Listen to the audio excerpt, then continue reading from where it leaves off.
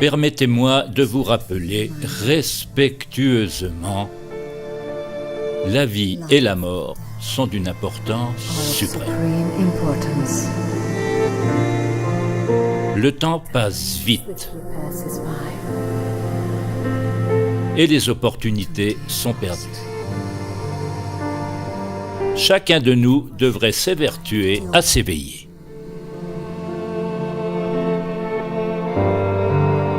Éveillez-vous. Considérez cela attentivement. Ne gaspillez pas votre vie.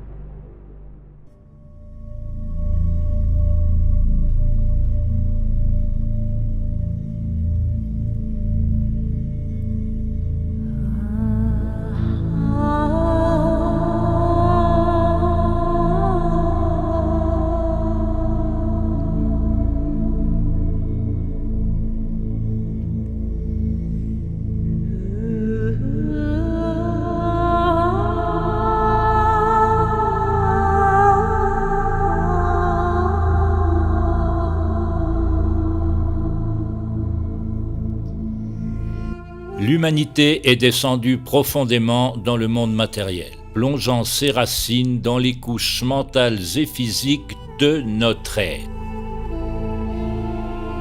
Carl Jung a dit « Pour toucher le ciel, les racines doivent descendre en enfer. » De la fournaise de Babylone émerge la transformation, la transfiguration et un nouveau potentiel humain.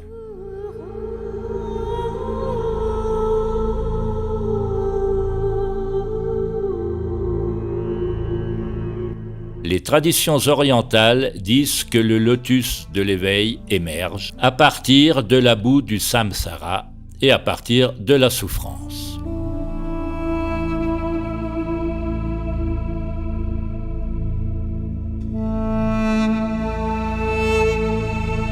Le christianisme décrit la chute dans le jardin d'Éden. En termes ésotériques, il s'agit de la création d'un sens du moi individuel, de la volonté personnelle qui est séparée de la volonté de Dieu. En même temps que ce moi séparé, un monde extérieur de pensée apparaît, le monde de la forme qui semble séparé de ce moi limité.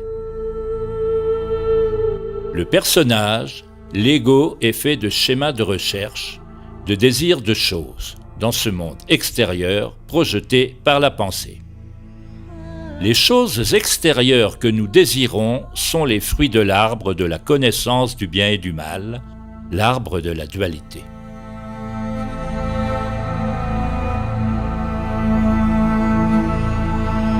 On pourrait dire que le péché originel est le désir de la conscience égoïque ou dualiste. Ceci est Maya, la situation dans laquelle l'humanité se trouve actuellement. Rechercher le fruit extérieur signifie manquer la cible, manquer le moment présent. Historiquement, il y a eu occasionnellement de rares éveils, de rares floraisons de la conscience humaine, les saints, les yogis, les sages et les gardiens de la sagesse. Mais l'humanité a maintenant une occasion unique de faire ce voyage collectivement, en masse, d'envisager et de co-créer de nouvelles réalités partagées, afin que nous redécouvrions les mondes supérieurs et nous éveillions du rêve collectif d'un moi limité.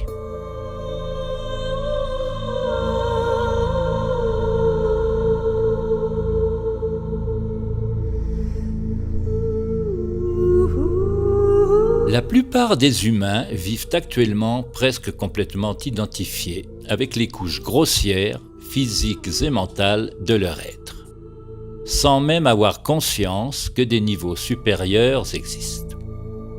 La plupart des gens ne savent pas ou ne soupçonnent pas qu'il existe des capacités spirituelles qui sommeillent dans la structure du soi, attendant d'être activées. En réalisant ces capacités, nous nous connectons à des niveaux d'existence de plus en plus subtils, tout en rendant la structure du moi perméable à notre vraie nature, en nous désidentifiant de tous les niveaux du mental de Maya.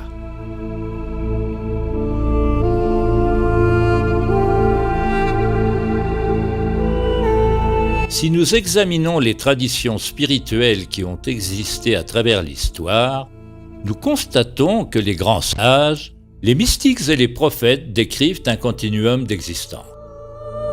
Les anciens enseignements védiques décrivaient 5 koshas, ou enveloppes de l'âme, s'étendant du monde physique et mental grossier, qui est le monde conditionné dans lequel la plupart des gens vivent aujourd'hui, au monde subtil qui inclut les mondes énergétiques, astral et mental supérieurs, les modèles archétypaux de l'existence, et finalement au monde causal où il n'y a ni pensée ni sensation.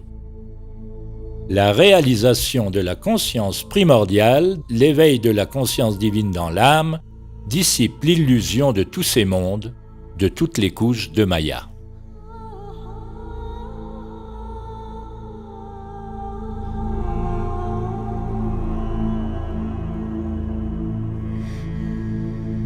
Les anciennes traditions contiennent de nombreux systèmes conceptuels et de langage qui pointent vers ce continuum allant du grossier au subtil jusqu'au causal. Qu'il s'agisse du système des chakras ou du système kosha des traditions védiques ou des tantien du taoïsme, tous les niveaux du champ du changement sont des mayas, la spirale qui obscurcit notre véritable nature et pourtant qui est l'expression de la vie elle-même. C'est à travers la spirale de la vie que nous faisons l'expérience de la vie humaine. Lorsque tous les niveaux de Maya sont réalisés comme étant vides de soi, ce qui devient possible est une non-dualité insondable, une union mystique au-delà de tout langage, qui inclut et transcende tous les autres niveaux.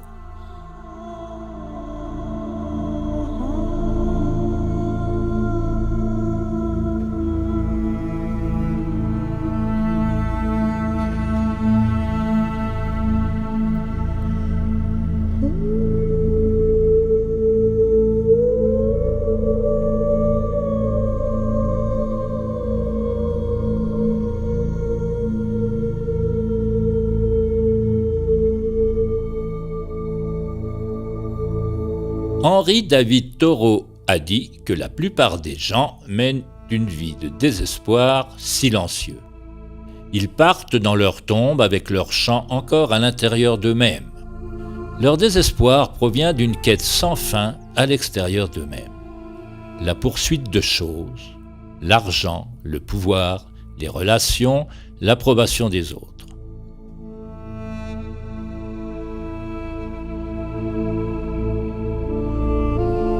La racine de la souffrance réside dans l'attachement mental aux choses et non dans les choses elles-mêmes. Peu importe ce que vous avez, ce qui compte, c'est votre attachement à ce que vous avez.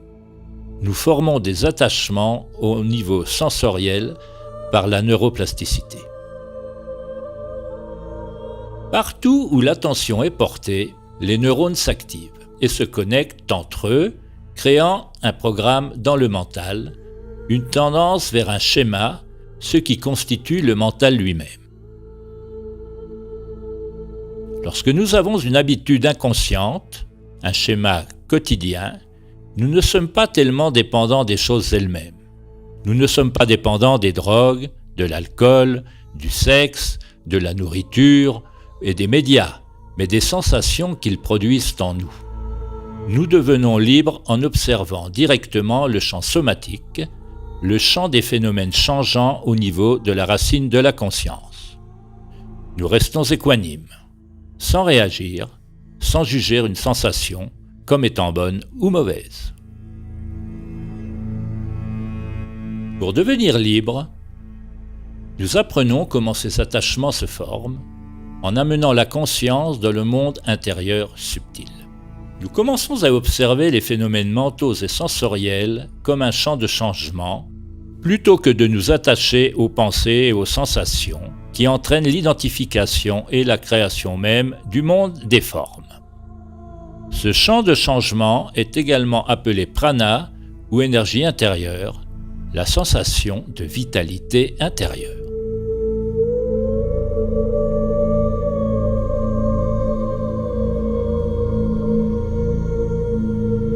Le passage à une nouvelle terre est un passage hors du matérialisme. Ce dont nous sommes témoins est une libération des anciens paradigmes et de la programmation égoïque, pathologique, qui veut acquérir toujours plus. Ce que vous voyez autour de vous en ce moment peut sembler être l'obscurité, cela peut sembler être de la folie. En fait, c'est à cela que ressemble l'éveil sur la planète Terre. Vous êtes témoin du démantèlement des anciens schémas.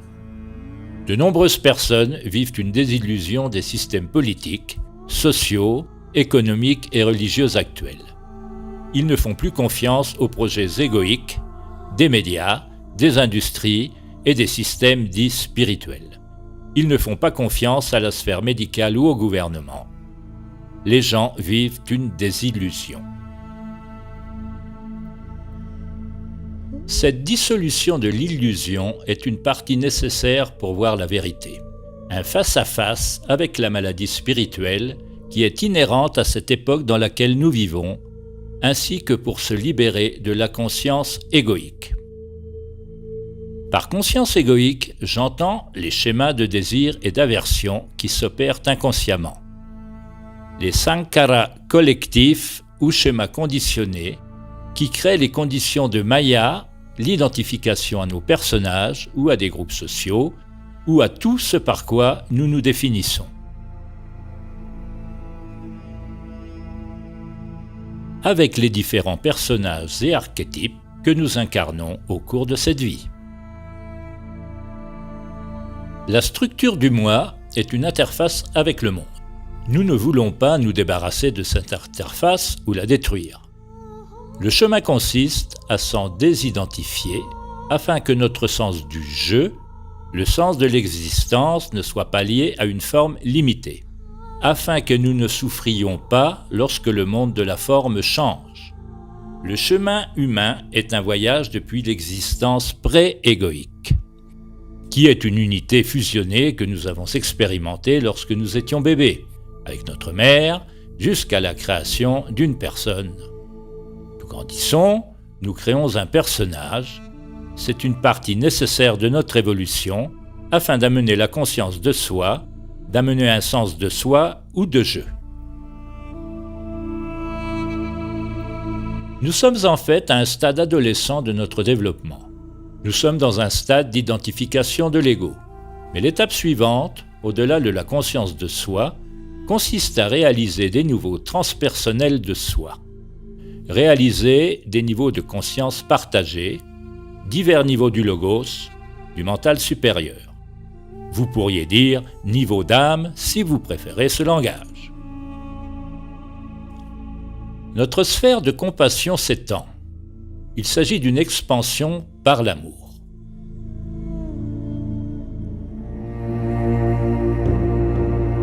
Point de vue de l'ancien schéma, la conscience égoïque, ce démantèlement est quelque chose de terrifiant. Il y aura de la confusion et de la douleur si vous vous accrochez aux anciens schémas. Ceux qui s'éveillent seront perçus comme une menace. L'éveil sera perçu comme une crise parce que c'est le démantèlement de ce qui est connu.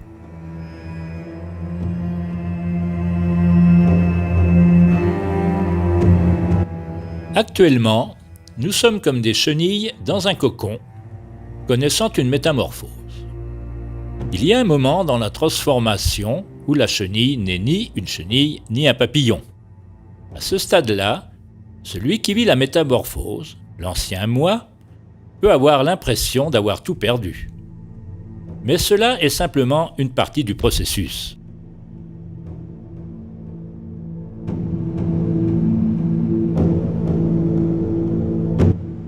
La foi est un abandon au mouvement évolutionnaire, une connaissance profonde que nous nous dirigeons vers la source. L'illusion collective, que les anciens maîtres spirituels appelaient Maya, est liée à notre attachement collectif aux anciens schémas.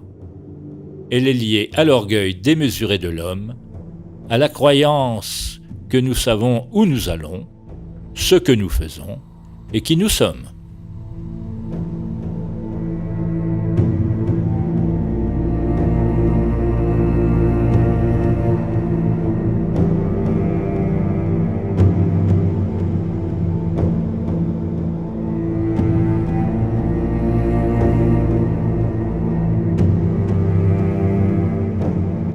Le peintre français Paul Gauguin est célèbre pour un tableau qu'il a intitulé « D'où venons-nous ? Qui sommes-nous ? Et où allons-nous » Ces trois questions requièrent une humilité. Pour découvrir ce que nous sommes, pour découvrir la vérité, nous devons d'abord reconnaître que nous ne possédons pas la vérité. Nous n'avons pas la réponse si nous voulons trouver la réponse.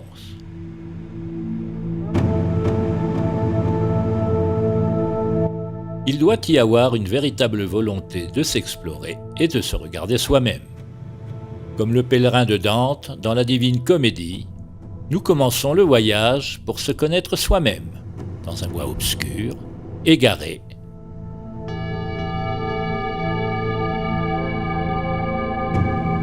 Reconnaissant que nous nous sommes perdus.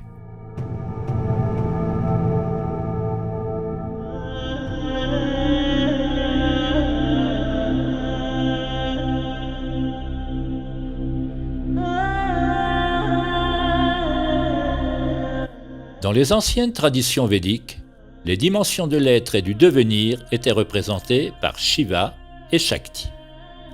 L'archétype féminin, le courant descendant, le courant de la manifestation est représenté par Shakti, par le triangle pointant vers le bas, qui indique l'involution de l'esprit dans le monde de la forme. Shiva représente le courant ascendant, le courant de la libération. Le triangle pointant vers le haut indique la conscience pure, sans aucune caractéristique, l'évolution au-delà du monde de la forme, le transcendant.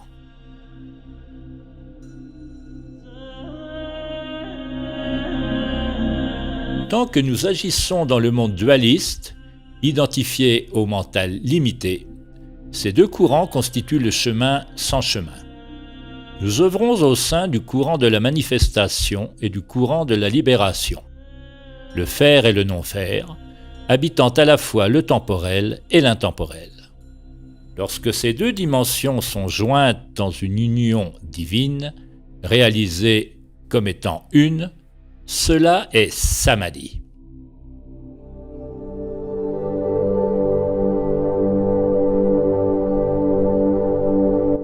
Lorsqu'elles sont unies, elles représentent l'équilibre et la coexistence de ces deux dimensions, comme l'étoile de David ou le symbole Anahata, qui est l'ancien symbole représentant le cœur spirituel, le son inaltéré, la source transcendante de l'Aum primordial qui fait danser l'univers. Il est dit qu'en Samadhi, vous entendrez la musique céleste de l'existence, la musica universalis ou la flûte de Krishna, ou ce que Pythagore appelait la musique des sphères. Bien sûr, ce sont toutes des métaphores pour quelque chose qui s'éveille dans les profondeurs de votre être, quelque chose au-delà du mental et des sens limités.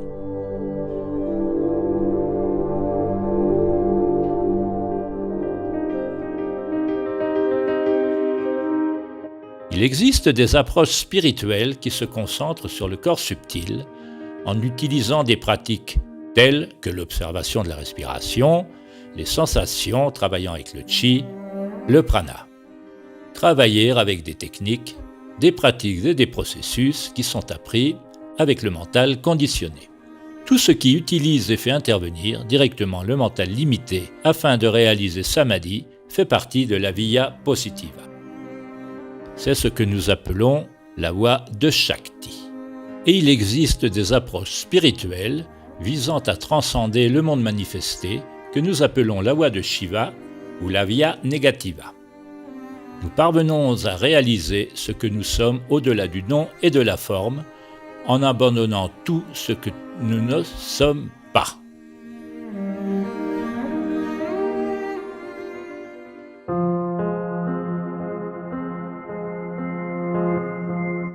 La voie qui mène à Samadhi a reçu de nombreux noms, tels que la méditation, la quête de soi ou la prière. La plupart des gens qui pratiquent ces choses aujourd'hui pratiquent une technique. Mais l'ancienne forme de méditation qui mène à Samadhi n'est en fait pas une activité. Ce n'est pas quelque chose que vous faites ou pratiquez, mais c'est en fait la cessation du méditant, du chercheur ou de celui qui fait.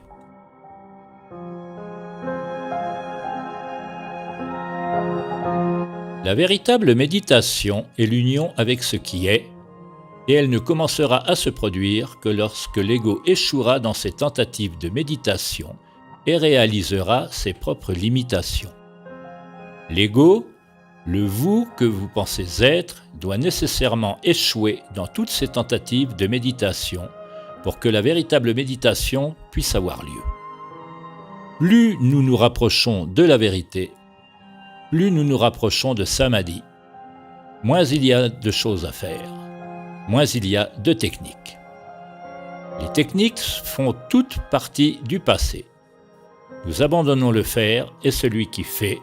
Nous abandonnons la recherche et le chercheur pour parvenir au présent inconditionné. Certains enseignants donnent trop d'importance aux techniques, tandis que d'autres les négligent. Il est important de comprendre que la technique est un soutien.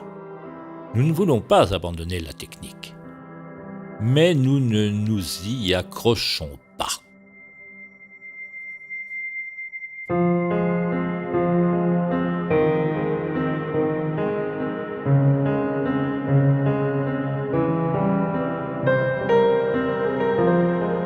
La voie qui a le plus fait ses preuves pour réaliser Samadhi est de se consacrer à de longues périodes de pratique spirituelle.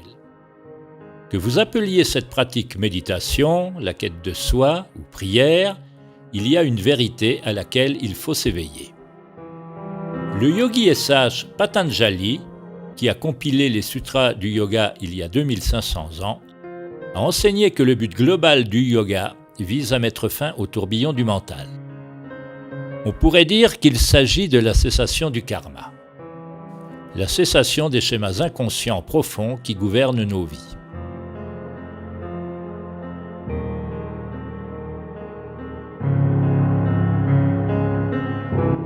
Ces schémas conditionnés étaient nommés vritti en sanskrit.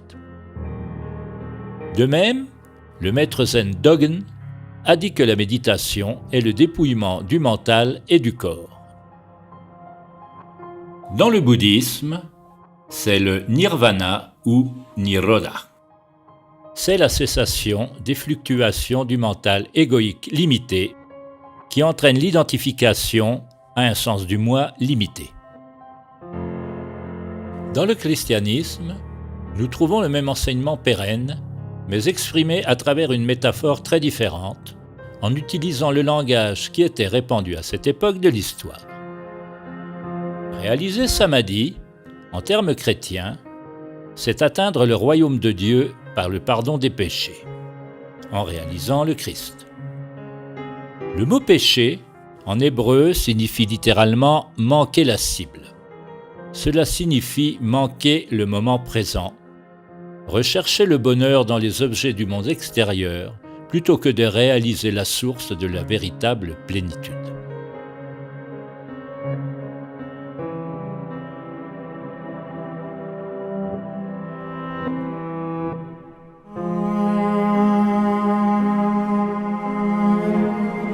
Venir dans le maintenant, dans l'instant présent, c'est apprendre à renoncer aux préférences du mental conditionné, consommer les états opposés en restant non réactif à tout ce qui apparaît dans le champ du changement.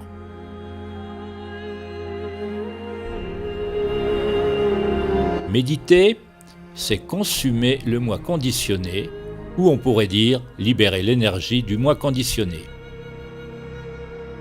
Cette vérité se trouve dans l'évangile de Thomas qui déclare « Si vous faites sortir ce qui est en vous, ce que vous faites sortir vous sauvera. Si vous ne faites pas sortir ce qui est en vous, ce que vous ne faites pas sortir vous détruira. »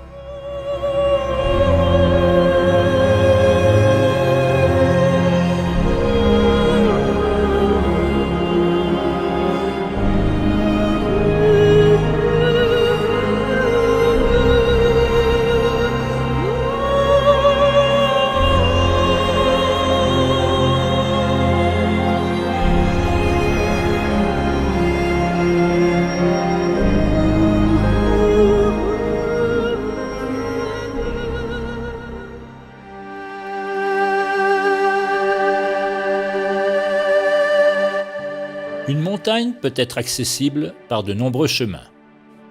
Nous pouvons aller tout droit au sommet, ou parfois, il est préférable de prendre une route en spirale. Mais au sommet, la vue est toujours la même, quel que soit le chemin que vous prenez.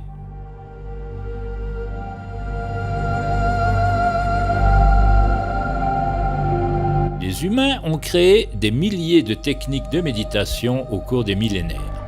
Sans parler des innombrables postures de yoga, des asanas, des respirations particulières ou pranayama et de toutes les variétés imaginables de rituels ou de pratiques.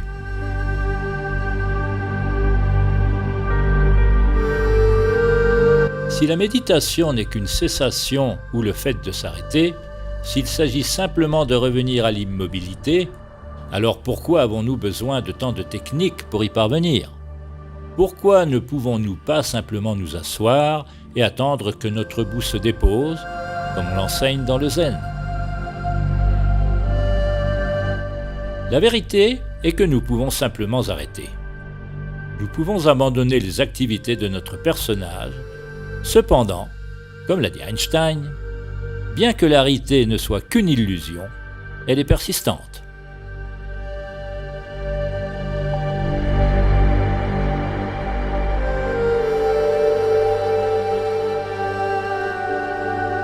C'est cette persistance de l'illusion qui rend nécessaire pour la plupart des gens de pénétrer dans l'inconscient. Pour rester réveillé, nous devons purifier l'avatar de ses sankharas, de son karma, de ses programmations, afin que les aspects inconscients du moi ne soient plus aux commandes du spectacle. Quand je dis purifier, je ne veux pas dire que l'avatar est en quelque sorte mauvais ou négatif. Je veux simplement dire qu'il est possible de se désidentifier de lui. Et le processus de désidentification est ce que nous appelons purification ou nettoyage. Je nettoie mon soi de moi-même. Notre sadhana consiste à unir tous les aspects de notre soi afin que nous ne soyons pas divisés. Nous pénétrons dans l'inconscient en créant des conditions de non-échappatoire pour l'ego. Que ce soit par de longues périodes de méditation ou quête de soi, par le yoga intensif, le qigong, la prière, la pratique sur la respiration, le jeûne, le chant, ou par la prise d'antéogènes qui nous ouvrent aux profondeurs inconscientes du mental, nous serons naturellement attirés par différentes pratiques, techniques et outils à différents moments de notre chemin.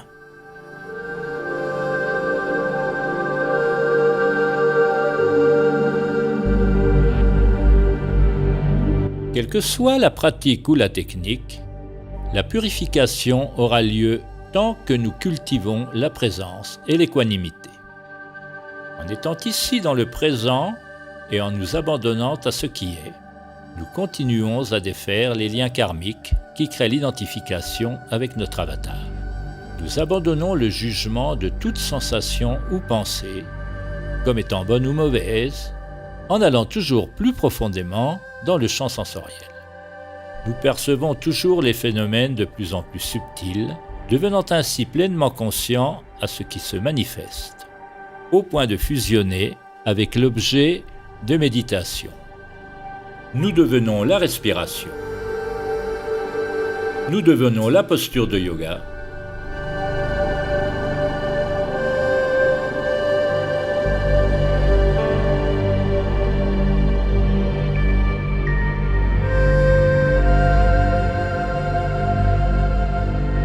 Nous devenons le chant.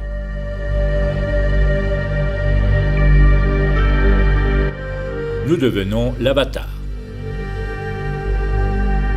Dans tous ces cas, nous fusionnons avec le chant pranique, ce qui est nommé Savikalpa Samadhi ou Samprajnana Samadhi, qui est Samadhi avec une graine de schéma, une graine de forme. Une graine de l'activité du mental conditionnée, de l'activité karmique. Tant qu'il y a une graine d'attachement, d'activité mentale inconsciente, de séparation entre les mondes intérieurs et extérieurs, alors le but final ne sera pas atteint. Savikalpa Samadhi est un samadhi préliminaire, également appelé dhyana en pali ou dhyana en sanskrit. Il s'agit d'une consommation du karma au sein de la structure du moi, une préparation énergétique du contenant pour l'éveil de notre vraie nature qui se réalise par le non-faire, par la cessation de l'activité du mental.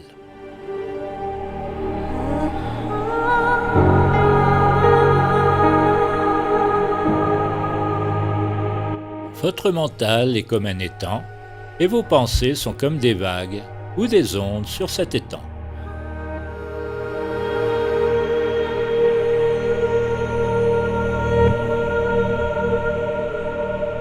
Pour qu'un étang devienne calme, que pouvez-vous faire ?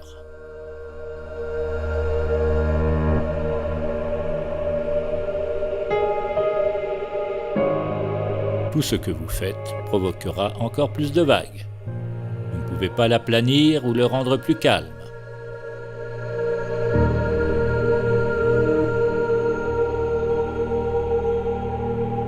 L'étang ne devient calme que lorsque vous avez abandonné tout effort, toute lutte, tout mouvement. Réaliser l'état naturel n'est pas quelque chose que vous faites. C'est une reconnaissance de ce que vous êtes, au-delà du mouvement du mental et des sens. Qui fait bouger le mental ? Reconnaissez qui choisit. C'est le mental lui-même qui choisit. C'est seulement le mental lui-même qui bouge.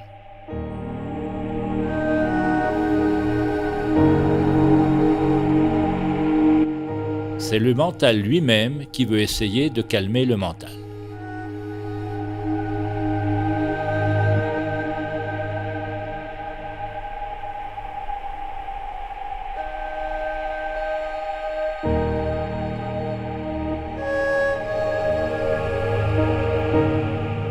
En entendant ces mots, le mental limité sera probablement désorienté, se demandant « Que dois-je faire ?» Acceptez simplement cette désorientation.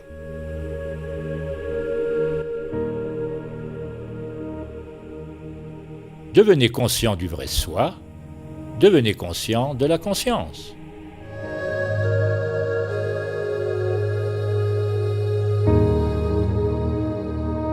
Restez avec cela jusqu'à ce que seul cela devienne votre réalité.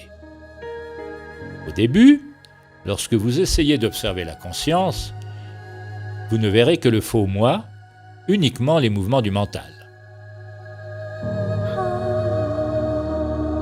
Quand je dis « soyez conscient du vrai soi », ce n'est pas un changement d'orientation, ce n'est pas un mouvement. Ce n'est pas comme diriger un appareil photo vers un nouvel objet. Mais c'est plutôt un abandon ou une cessation de l'intérêt ou de l'attachement au mouvement du mental.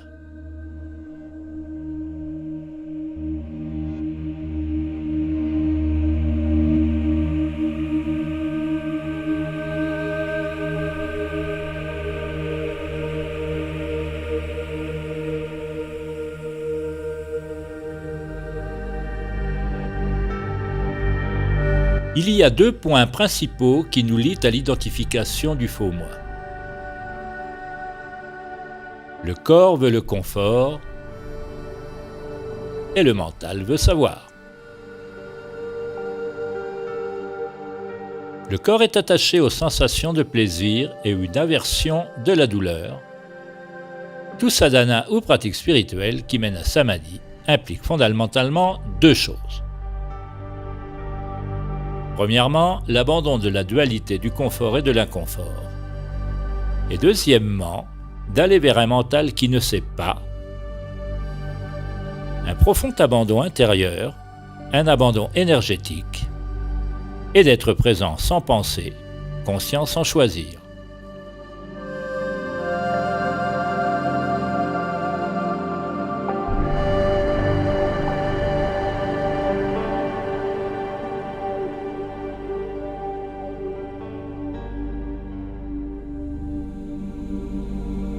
Socrate était considéré comme la personne la plus sage de son époque.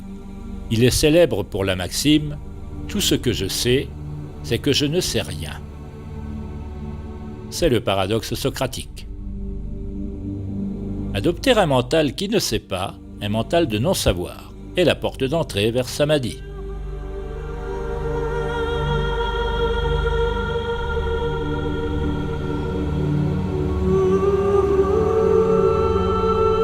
Attendez, restez immobile sans espoir, sans penser, parce que l'espoir serait basé sur une idée et maintiendrait la circulation de l'énergie dans le mental conditionné.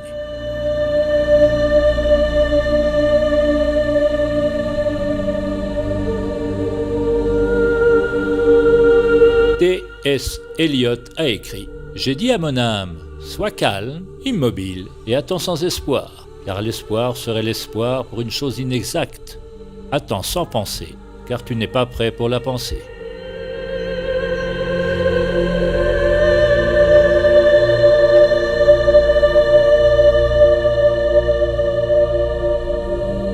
L'instant où vous avez un espoir, un but ou une pensée, et l'instant où vous êtes à nouveau pris dans le mental conditionné. Dans la Divine Comédie, Dante mentionne une inscription à la porte de l'enfer. Abandonnez tout espoir, vous qui entrez ici.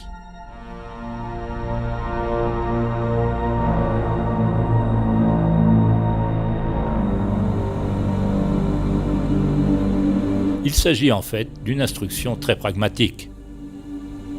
Ce serait un excellent rappel s'il était affiché sur la porte de chaque centre de méditation, ashram, église ou temple. Quel que soit votre espoir, il est basé sur un conditionnement passé.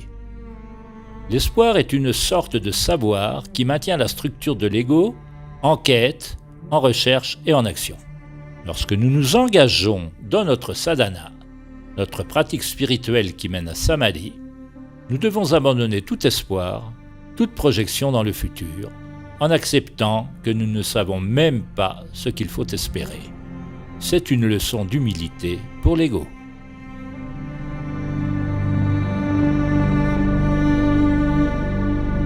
Lorsque nous abandonnons l'espoir, Nous abandonnons également la peur. L'espoir et la peur sont la projection du mental dans le futur, le câblage intérieur qui nous lie à l'identification. L'espoir est le désir, la peur est l'aversion. Si nous restons dans le présent, faisant l'expérience de ce moment tel qu'il est, alors où est l'espoir? Où est la peur? Notre tâche spirituelle consiste à aller en profondeur et à défaire les liens qui nous lient à l'identification avec notre personnage.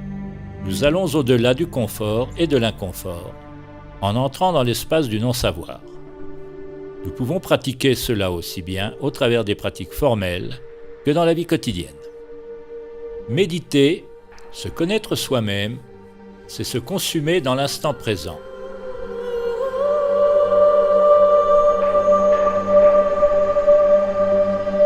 Consumez vos schémas, vos préférences.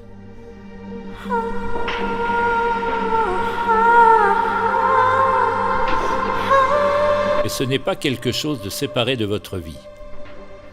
Être capable d'abandonner vos schémas, vos réactions et vos jugements, alors que vous êtes en plein dedans, abandonnez la lutte et la pratique la plus profonde.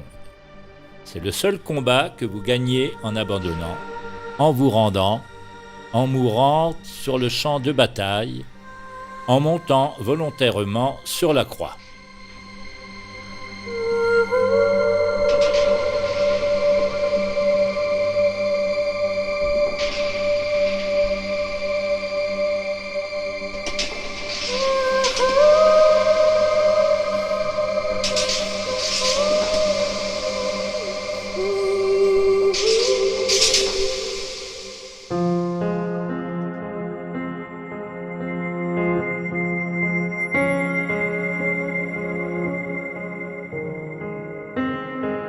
Certaines personnes sont prêtes à recevoir les enseignements les plus élevés sur la méditation et la quête de soi, la simple et pure vérité. Ils entendront le dharma et comprendront immédiatement. Ces personnes sont comme du bois qui a été bien séché. Elles sont prêtes à se consumer elles-mêmes, elles ont juste besoin de l'étincelle. D'autres personnes semblent avoir besoin de plus de préparation. Elles sont comme du bois mouillé et elles ont besoin d'un certain temps pour sécher avant de prendre feu. Elles ont besoin de techniques, de pratiques pour desserrer les liens, de la structure du moi, afin de se libérer des sankaras, ou du moins, ils croient que c'est le cas et leur croyance rend cela ainsi.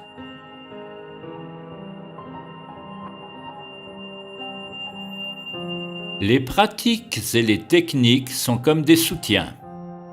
C'est comme utiliser une épine pour enlever une épine, ou un schéma pour enlever un schéma. Les pratiques spirituelles, telles que la récitation de mots, la pratique d'une discipline, ou tout ce qui est appris ne sont que des imitations. C'est quelque chose de répétitif et de conditionné. Du fait que toutes les techniques sont des schémas conditionnés dans le mental, la pratique elle-même ne mènera jamais au-delà du mental, à samadhi. Vous resterez dans le schéma, dans un état robotique et répétitif. Il faut se tenir faiblement à la technique, afin de permettre à l'énergie intérieure de circuler librement. Lorsque vous devenez absorbé dans l'énergie intérieure, alors l'action conditionnée est abandonnée.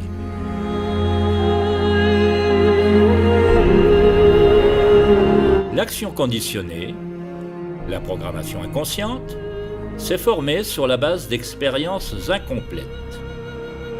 Chaque fois que nous avons une expérience incomplète, cela crée une empreinte dans le mental. Elle crée un petit programme dans l'inconscient. Cette programmation ou ce conditionnement peut provenir de traumatismes ou simplement d'expériences que nous avons rejetées parce qu'elles étaient trop douloureuses. Notre structure du moi est constituée d'une légion de petits programmes qui prennent naissance à partir d'expériences incomplètes. Ces empreintes de mémoire ne sont pas seulement stockées dans le cerveau, mais aussi dans les systèmes énergétiques du corps à travers le système nerveux, les fascias et les nombreux réseaux de nadis, les méridiens. Ces programmes ont besoin d'énergie pour fonctionner.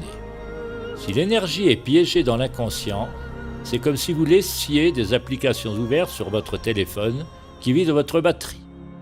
Notre sadhana consiste à apprendre à fermer les applications de notre téléphone. Pour devenir libre, nous amenons la conscience vers les sensations subtiles, vers le champ des phénomènes changeants de l'énergie en nous, sans réagir à toute pensée ou émotion qui se manifeste. En abandonnant les préférences de la structure de l'ego, nous allons au-delà du confort et de l'inconfort.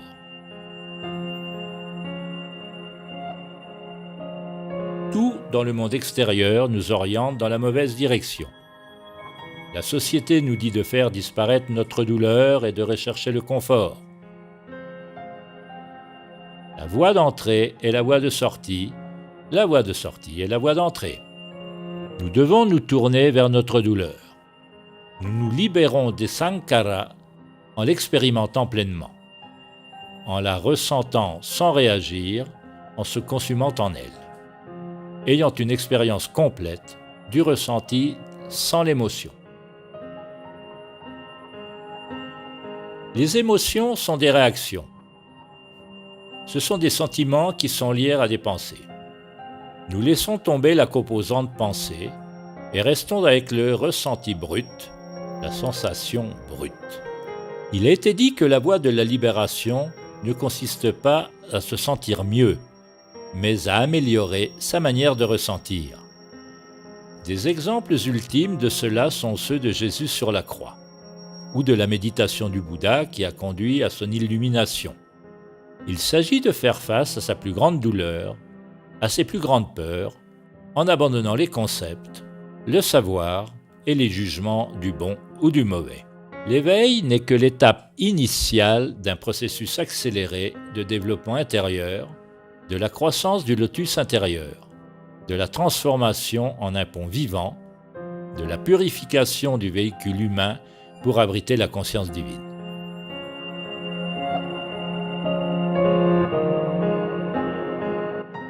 L'énergie est comme la pierre de Rosette pour les pratiques spirituelles. Si vous comprenez comment l'énergie fonctionne, vous comprenez l'utilité de la pratique. Chaque technique ou pratique interrompt le schéma de vous. Vous utilisez un schéma conditionné pour interrompre des schémas conditionnés. Vous devez être prêt à abandonner la technique une fois qu'elle a atteint son objectif, sinon vous allez simplement créer une identité autour d'elle et une nouvelle structure du moi spiritualisé.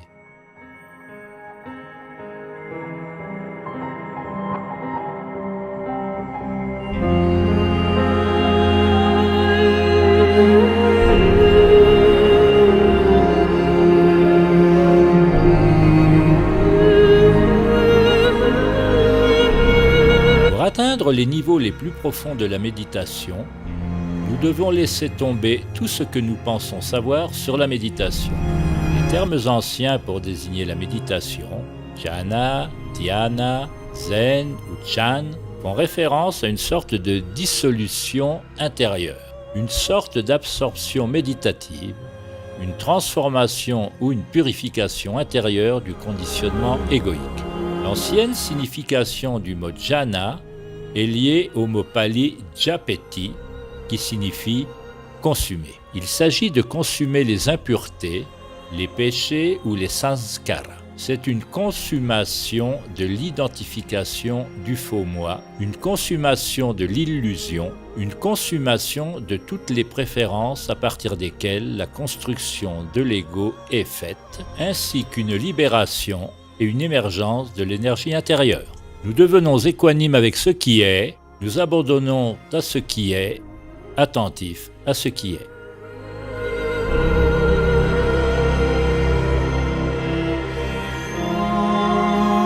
L'éveil à notre véritable nature peut se faire progressivement à travers ces étapes du jhana à mesure que l'identification aux divers processus du mental conditionné est abandonnée, où l'éveil peut aussi produire instantanément. C'est ce qu'on appelle satori dans le zen.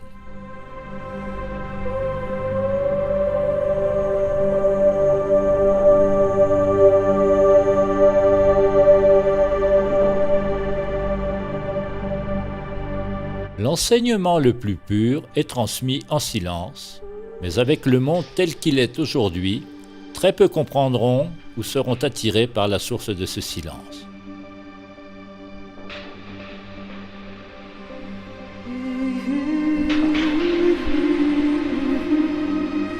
Il existe un enseignement célèbre de Bouddha Gautama, appelé le sermon de la fleur.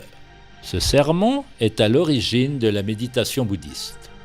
On pourrait dire que c'est l'origine du zen. Le zen est une transmission directe de la vérité. Dans le sermon de la fleur, le Bouddha a simplement tenu une fleur blanche. Il était en présence directe de la fleur, demeurant dans sa vraie nature. C'était là tout l'enseignement. Plutôt que de donner un long satsang ou d'enseigner avec des mots, il a simplement laissé les étudiants s'asseoir avec la fleur pendant toute la durée. Seul un étudiant a reçu la transmission. Seul un étudiant l'a reçu. Recevoir une transmission aussi subtile requiert un esprit subtil. La plus grande vérité est transmise dans le silence. Comment pouvons-nous recevoir cette transmission de l'esprit de Bouddha?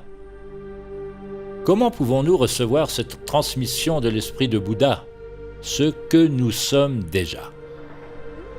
La conscience primordiale est partout, lorsque nous avons des yeux pour voir, et nulle part en particulier.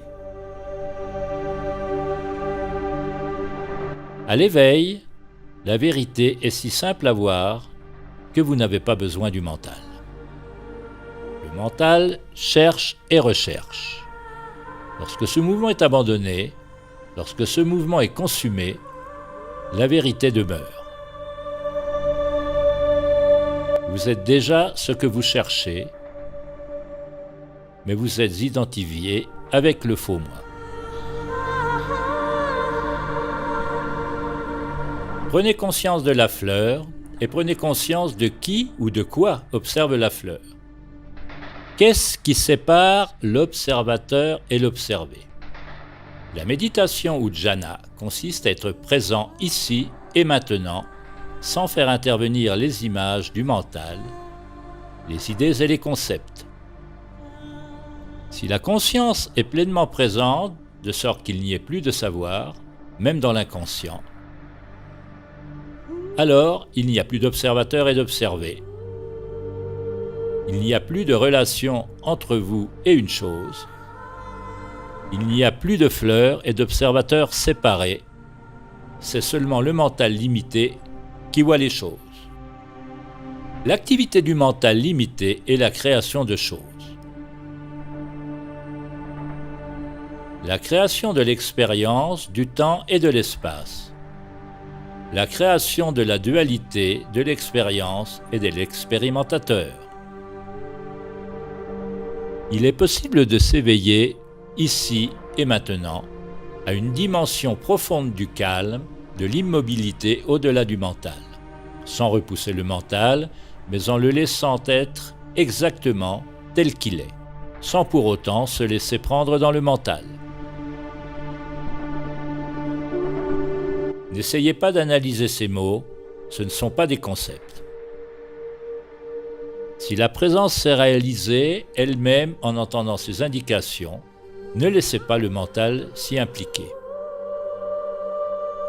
Dès que vous recevez la transmission, éteignez cette vidéo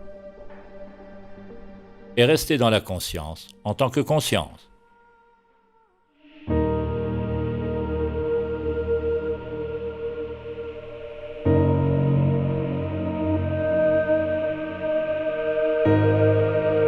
Le silence est le plus grand enseignement, l'enseignement le plus pur. Le meilleur enseignement suivant est de pointer directement vers l'insondable. Cet enseignement suivant a porté de nombreux noms à travers l'histoire. Il s'agit de pointer vers le soi transcendant, la conscience pure.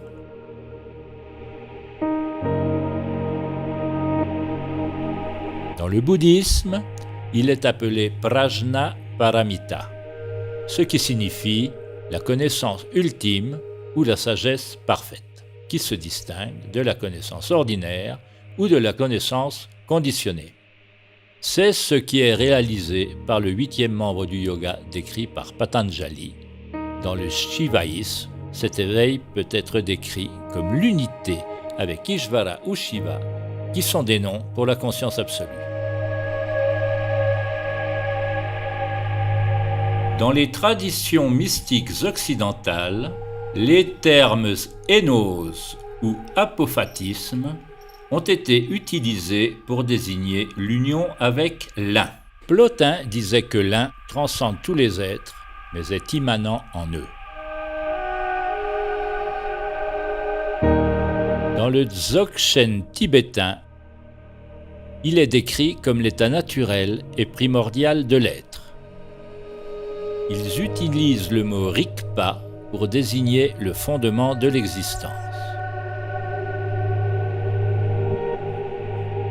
Dans le soufisme, c'est le secret des secrets, réalisé par Fana, qui est l'annihilation, apprendre à mourir avant de mourir.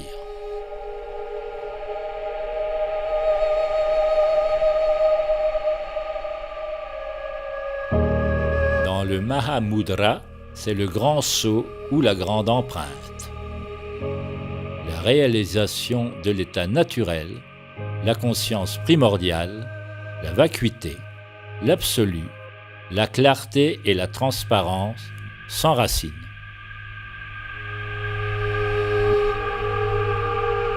N'écoutez pas ces mots avec le mental, mais reconnaissez dans les profondeurs de la conscience ce vers quoi ils pointent.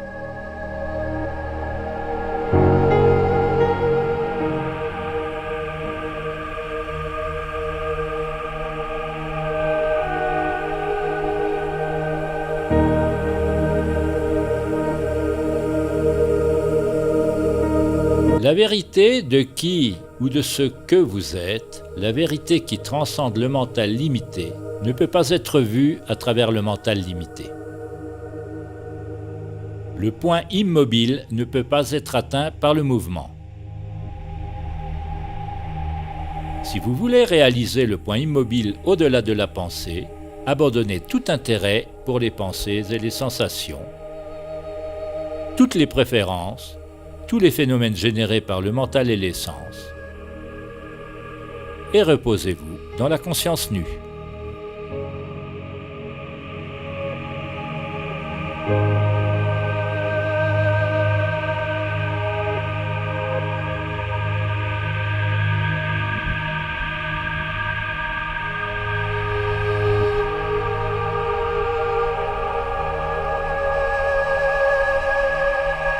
Les pensées et sensations sont un champ de phénomènes en constante évolution.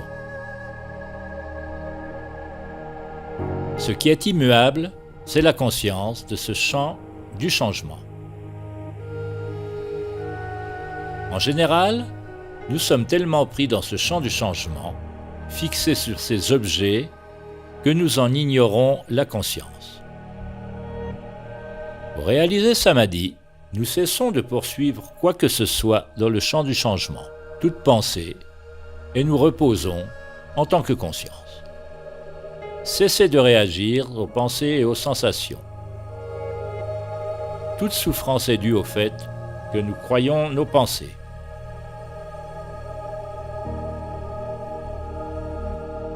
Observez l'habitude qu'a le mental de juger ou d'étiqueter toute pensée ou sensation comme étant bonne ou mauvaise. Nous permettons à chaque pensée et à chaque sensation d'être telle qu'elle est. Nous ne repoussons rien et nous ne nous laissons pas prendre par les pensées ou happer par leur contenu. De cette façon, nous nous approchons de l'absolu par la voie négative, la via negativa. Quoi que ce soit qui se manifeste, nous réalisons. Pas ceci, pas cela, pas ceci, pas cela. Par la via negativa, on réalise que tout ce qui se manifeste n'est pas vous.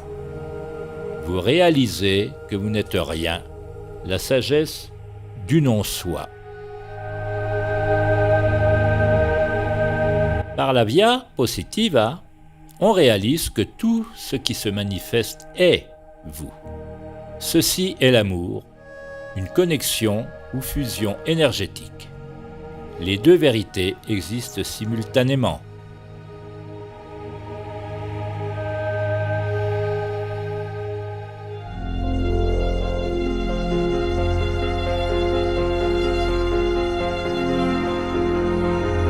La forme est identique à la vacuité est identique à la forme.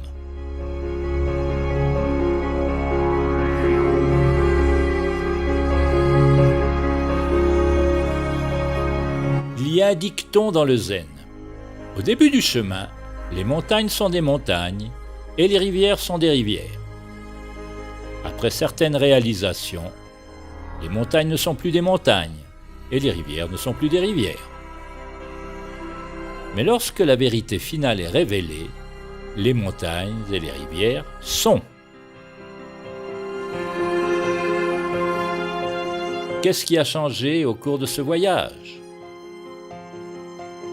La montagne et la rivière restent ce qu'elles ont toujours été. Ce qui a disparu, c'est votre idée de la montagne et de la rivière. Ce qui a disparu, c'est le tourbillon du mental qui sert d'intermédiaire, qui crée l'illusion de la séparation entre vous et le monde.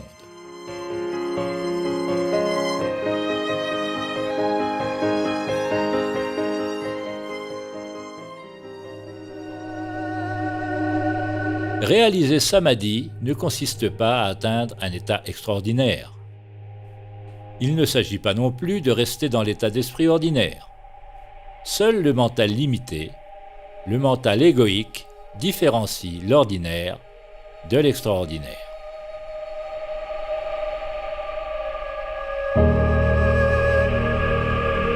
Turiya, l'état sans état, parfois appelé le quatrième état, c'est la réalité non duelle. Il est transcendant et immanent. C'est le fondement de l'existence, la source de toute vérité. Votre effort pour atteindre un certain état est un mouvement du mental. Réaliser le fondement de l'existence ne signifie pas transcender le physique et demeurer dans le monde subtil ou le monde causal, car toutes ces dimensions de vous-même existent simultanément. Le grossier, le subtil et le causal existent ici et maintenant. Ce n'est pas le mental limité lui-même qui crée la division.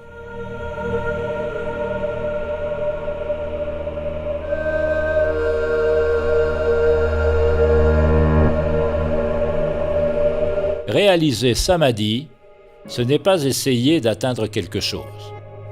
C'est renoncer à tout intérêt pour les pensées, tout en restant pleinement attentif, pleinement conscient, pleinement éveillé, sans réagir, sans faire, sans bouger le mental, sans supprimer le mental.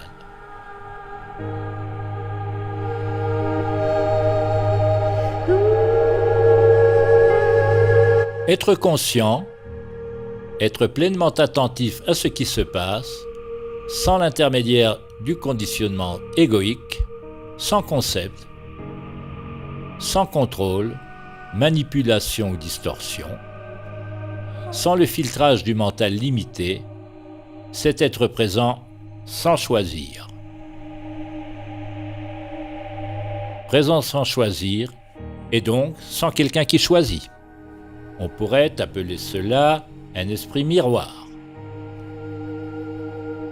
L'esprit du débutant, sans mémoire ni passé, un esprit ouvert, transparent. Vous rendez chaque instant nouveau.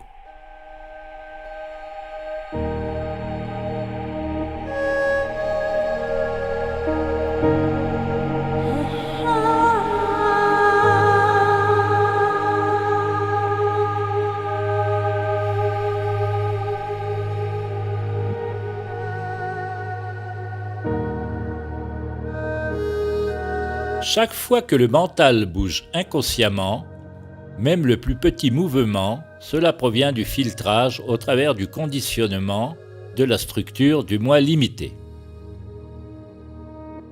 Chaque fois que le mental bouge inconsciemment, c'est à cause d'une certaine insatisfaction qui est appelée dukkha dans les anciennes traditions.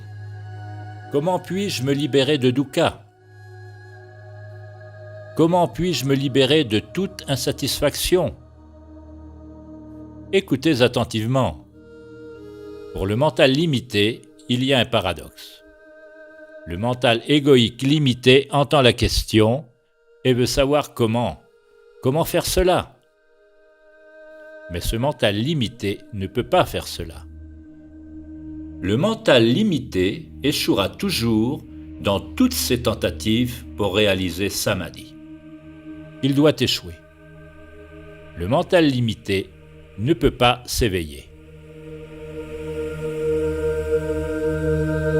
La conscience primordiale se réveille de son identification avec le mental limité.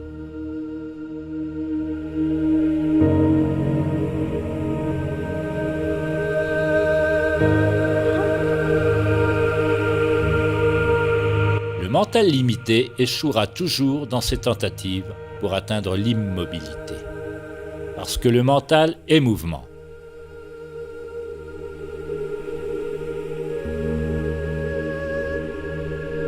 Le mental lui-même est mouvement, et ce mouvement crée l'expérience du temps et de l'espace, il crée la séparation. C'est un processus sans fin de faire. Sur le chemin sans chemin, nous nous éveillons de l'identification avec le personnage qui fait, à la reconnaissance de la dimension de l'être.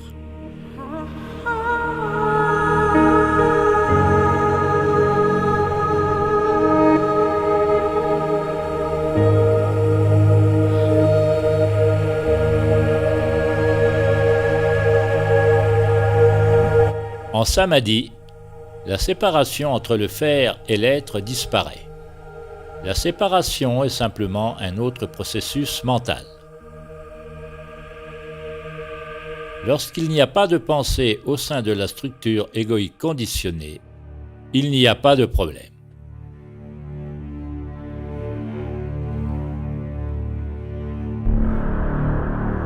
Le vous que vous pensez être est un processus, un mouvement constant de la pensée égoïque, une collection de schémas et de préférences. Ce vous doit mourir. Le schéma pathologique du vous doit prendre fin pour que samadhi puisse être réalisé. Laissez-vous imprégner par cela.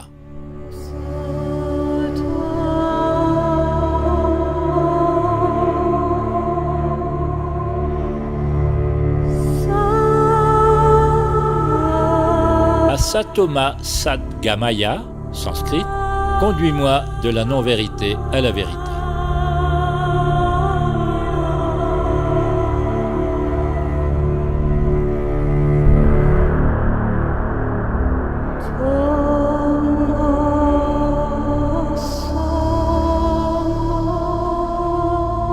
Tamaso Majyotirgamaya, conduis-moi de l'obscurité à la lumière.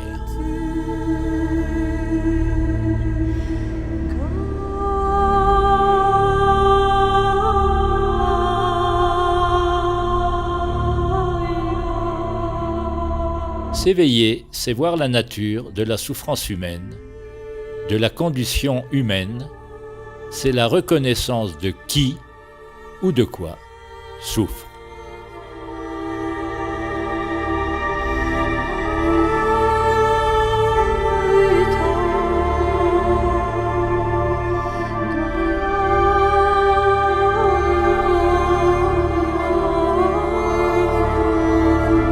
Il n'y a pas de technique pour réaliser la conscience primordiale.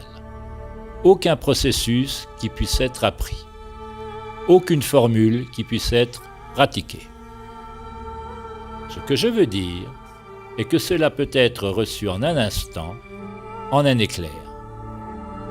C'est précisément l'abandon de toute formule, de tout savoir, de tout faire, de tout projet égoïque qui crée les conditions optimales pour que la conscience primordiale s'éveille.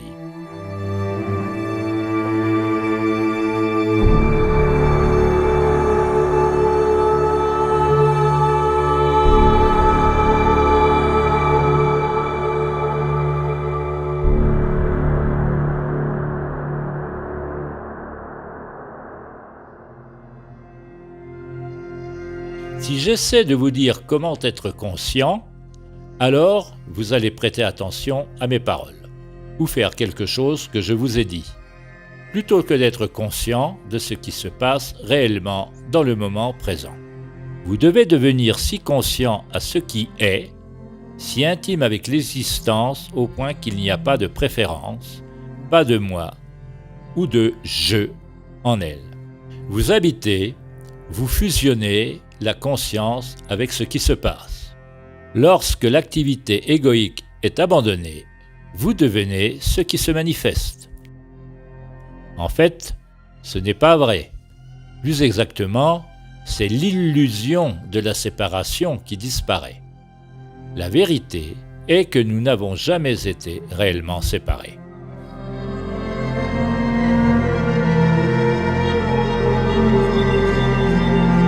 Les maîtres spirituels ont donné l'instruction suivante pour atteindre Samadhi. Sois immobile, calme et sais. Sois immobile et connais le véritable soi, la conscience primordiale au-delà du nom et de la forme. Sois immobile et sais que tu es Dieu, le vrai soi, la nature de Bouddha. Que signifient exactement ces mots ? Qu'est-ce qui devient immobile ? Il est évident que le corps physique ne peut pas devenir complètement immobile, existant dans le temps et l'espace, car l'espace-temps est lui-même mouvement. L'espace-temps est le mental. L'univers est un grand mental, ou logos. Le premier principe hermétique est que le tout est mental, l'univers est mental. Si l'univers est mental et que le mental est mouvement, comment puis-je être immobile et savoir ? Comment pouvez-vous rester immobile sur un globe qui tourne à 1600 km à l'heure autour de son axe, qui tourne à 107 000 km à l'heure autour du Soleil, qui se déplace à 800 000 km à l'heure autour de la galaxie et à des millions d'autres à travers l'univers? Votre cœur bat, les cellules bougent à l'intérieur, la nourriture se digère, le cerveau produit des ondes cérébrales. Votre sang circule, l'énergie est en mouvement. Comment pouvons-nous être immobiles ? Lorsque les maîtres spirituels disent « Sois immobile, calme et sais », ils doivent parler de quelque chose d'autre, quelque chose au-delà du temps et de l'espace, quelque chose au-delà du physique et du mental. Ce que signifie l'immobilité est quelque chose pour lequel nous n'avons pas de mots dans notre langage moderne. La langue sanskrite, la langue des yogis, possède des termes plus précis qui renvoient à la non-dualité. Le terme shunyata est souvent traduit par vide, immobilité ou vacuité. L'immobilité, le calme, est peut-être le mot français le plus proche, mais il est inadéquat pour décrire quelque chose qui n'appartient pas à ce monde dualiste. Ce qui est en fait réalisé est la conscience primordiale qui est au-delà de l'immobilité et du mouvement, au-delà du temps.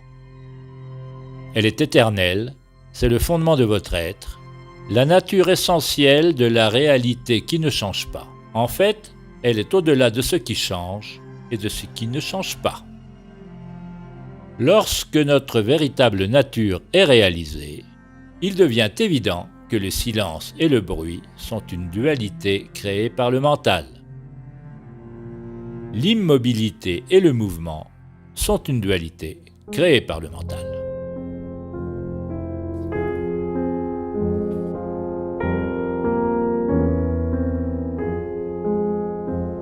Tout est déjà inhérent à cette immobilité primordiale.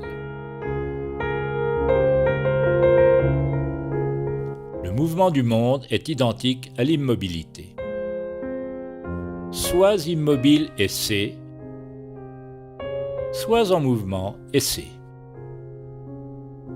C'est la danse de la vacuité. Il ne s'agit pas de quelque chose de philosophique, mais d'une manière entièrement différente d'interagir avec le monde. En fait, il s'agit d'abandonner l'interface. Il s'agit d'abandonner le filtre, qu'est la structure du moi, et de faire l'expérience de votre vraie nature sans l'intermédiaire du mental limité. Le soi-disant monde extérieur est transcendé par la réalisation de l'immobilité qui, lorsqu'elle est réalisée, inclut ce qu'elle transcende.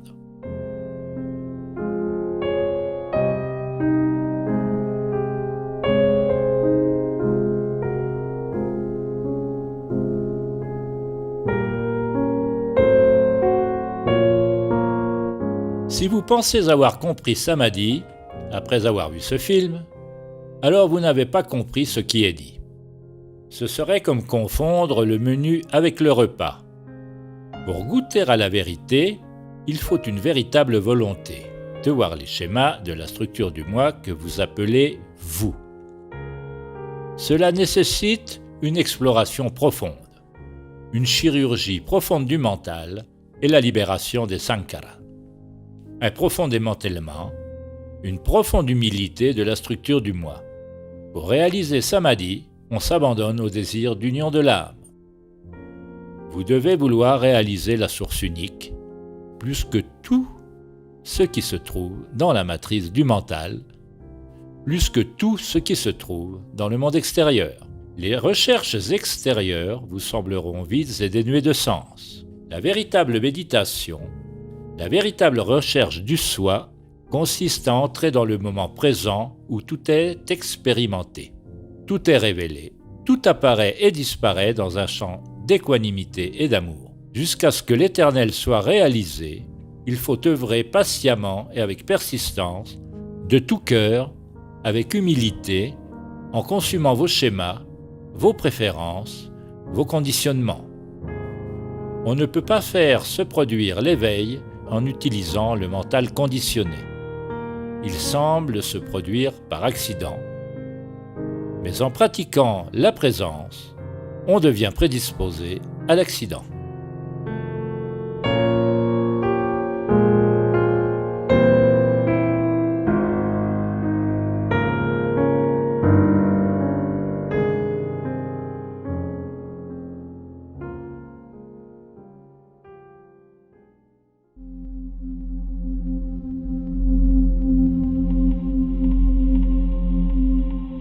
Les dernières paroles de Socrate avant son exécution étaient un avertissement pour le monde entier. Il a dit que nous avons une grande dette envers Asclépios. Payez-la et n'oubliez pas. Asclépios était le dieu de la guérison. Et vous connaissez peut-être le bâton d'Asclépios, qui est un bâton entrelacé d'un serpent. Il représente l'énergie de guérison, l'énergie intérieure qui est vivante, libre de tout conditionnement, libre de se mouvoir par sa propre intelligence, par opposition à l'énergie du mental dualiste. Au cours des premiers siècles avant Jésus-Christ, le symbole d'Asclépios a été apposé sur certaines des premières pièces de monnaie produites en masse dans la Grèce et la Rome antique, et il s'est transformé en ce que nous appelons aujourd'hui le symbole du dollar. C'est un ancien rappel, caché à première vue. Un rappel qu'un échange d'argent est un échange d'énergie.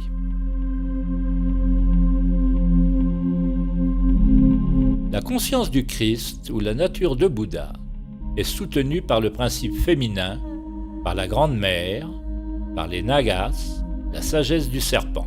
Cette sagesse nous enseigne à purifier le temple intérieur, à nous purifier de l'ego. Le principe féminin a porté d'innombrables noms au cours de l'histoire.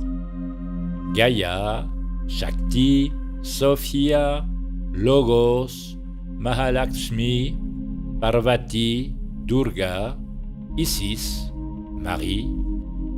la spirale de la vie. Cette énergie vivante du mental supérieur est l'intelligence innée de l'univers. Cette sagesse naturelle a été systématiquement réprimée, diabolisée, exploitée et contrôlée au cours des derniers millénaires. Afin de libérer l'énergie des définitions inconscientes que nous détenons, nous devons défaire les liens qui créent l'identification avec la structure de l'ego. Abandonner l'attachement au confort, abandonner le fait de savoir.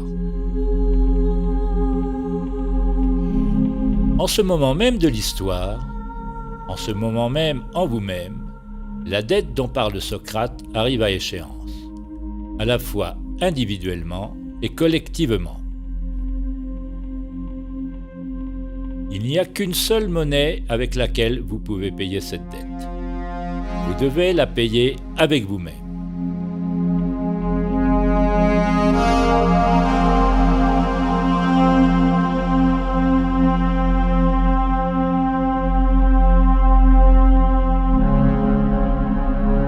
Lorsque nous libérons notre énergie intérieure, notre vitalité intérieure, emprisonnée dans des structures de pensée pathologiques, elle devient libre afin de nous connecter à des niveaux de mental supérieurs. L'énergie est ce qui nous relie tous. Un autre nom pour cette énergie est l'amour. Tous les vrais maîtres spirituels disent que l'amour est la vraie religion. L'amour est la religion du futur. Il ne peut pas être institutionnalisé, systématisé ou conditionné. L'amour est inséparable de la réalisation de l'unique conscience primordiale. Aimer, c'est être un avec.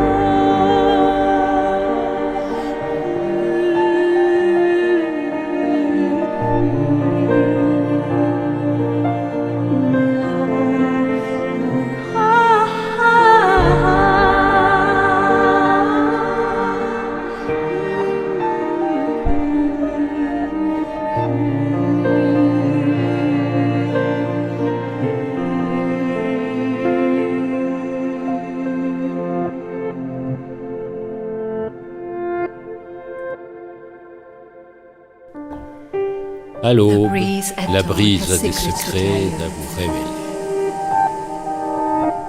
Ne vous rendormez pas. Vous devez demander ce que vous voulez vraiment. Ne vous rendormez pas. Les gens vont et viennent sur le seuil de la porte où les deux mondes se touchent.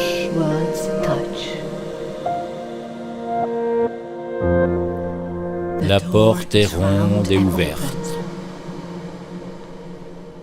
Ne vous rendormez pas.